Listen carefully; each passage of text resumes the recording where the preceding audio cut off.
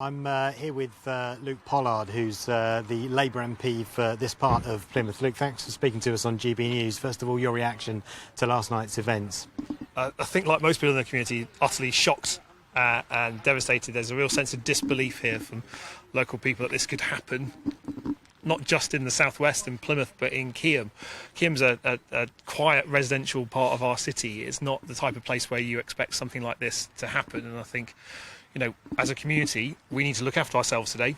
I'm expecting some pretty grim news from the police later today as they potentially announce some of the victims and piece together a bit more about what happened in the shooting. But this is a community that has a lot of heart, and my word, don't we need it at the moment to look after one another during what is probably the darkest day that we've had as a city for a very, very long time. Yeah, the police haven't confirmed the ages of any of the victims, but I understand it from what you've been saying that one of the victims was under the age of 10.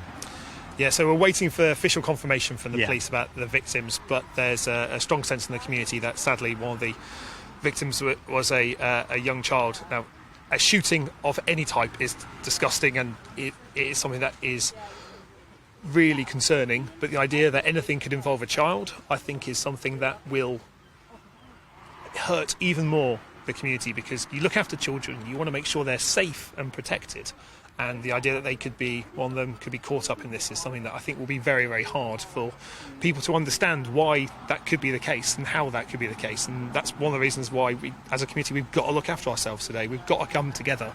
There's unspeakable awfulness taking place right here in a city and in a community that we feel is safe normally, and we need to make sure that we are looking after each other to get through what is probably going to be another dark day today. Yeah, and you were saying that the community is coming together. I believe there are 2 schools that are open to members of the local community. How are they helping? Yeah, so Ford Primary School, which is just over the hill from where we are now, is open, as are a number of local churches. I think it's great that they've agreed to open to provide a safe space for people to come together and process what has happened. Now, for the year that we've all had with COVID, we know the value of human contact, we know the value of coming together, and I think the opportunity for people to have a safe space, to have a chat with someone quietly, to express how they feel, to do so over a cup of tea, I think is going to be really important to start the healing process, to start the process for not only the friends and families of the victims, the eyewitnesses, but the people that live in our community here, to understand what has happened, to start to heal. That will take a lot of time, but as a community, when you're faced with something like this, you should come together, and that's what we will certainly be doing today. Yeah. What do you know about those who are in hospital who are still injured? So we don't know very much about how many people have been were injured. We know that there was a number of people treated here, and there's a number of people still that were taken to Derriford almost immediately. That's our local hospital when the shooting began. So I'm hoping that the police will be able to give more clarity on just how many people have been affected when they make their press conference later today. What we need as a community is that sense of understanding about what's happened, start understanding the timeline about how it works. When we get that information, that will start us to heal. But one thing I would say to folks is there is video and social and images of the shooting on social media. I'd encourage people to not share them. Today is not a day for clicks and likes.